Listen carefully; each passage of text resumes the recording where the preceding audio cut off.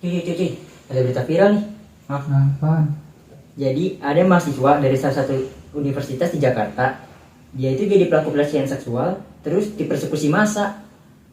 Oh, parah itu. Kayak gimana itu? Jadi kemarin tuh ada mahasiswa yang dia jadi pelaku pelecehan seksual, tapi nggak diproses secara hukum, dia malah kena main hukum massal. Dia sampai diikat, digebukin, disiram-siram air, terus segala macam lah. Pokoknya parah banget lah, udah nyampe dicekokin air kencing segala. Wah, itu benar-benar keterlaluan tuh. Itu berarti jatuhnya kayak apa? Main hakim sendiri kan? Iya betul, karena pelaku sudah terlebih dahulu dihakimi oleh massa tanpa adanya diskusi atau perundingan lebih lanjut.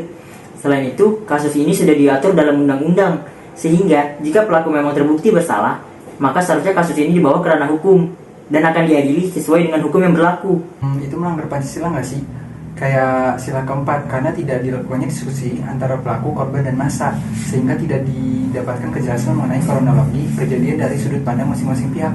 Juga melanggar sila kelima, karena bahkan jika pelaku terbukti bersalah, pelaku masih memiliki hak perlindungan hukum dan seharusnya diproses sesuai hukum yang berlaku. Dengan pelaku dihakimi secara sepihak oleh massa, berarti keadilan untuk pelaku berupa hak asasi telah direnggut. Dan menurutku, ini juga bisa dianggap melanggar sila kedua, yaitu kemanusiaan yang adil dan beradab. Karena selain dari hak asasi yang pelaku yang udah direnggut, persekusi yang dilakukan oleh massa ini juga menurutku udah kelewat batas dan udah bisa dianggap sebagai di level yang tidak bermoral. Wah, itu parah banget sih itu udahan. Kalau menurut kalian gimana sih tanggapannya mengenai kasus ini? Solusinya deh gitu, gimana tuh harusnya? Kalau menurutku sih, massa harusnya lebih bisa menahan diri dan melakukan diskusi terlebih dahulu untuk mendapatkan kejelasan kronologi dari masing-masing pihak.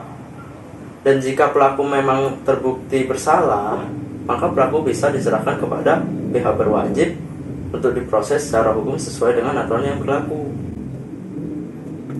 Terus karena apa yang dilakukan oleh pelaku ini udah diatur dalam undang-undang dan memiliki dasar hukum yang jelas, jadi tidak bisa dilakukan main hakim sendiri seperti yang dilakukan massa seperti ini, karena ini sudah melanggar hak asasi manusia juga. Bener juga tuh, berarti kedepannya kita juga harus lebih bisa menahan diri dan berhati-hati nih, supaya kita juga tidak melanggar nilai-nilai Pancasila. Bener tuh. Bener banget, valid. Sekalian.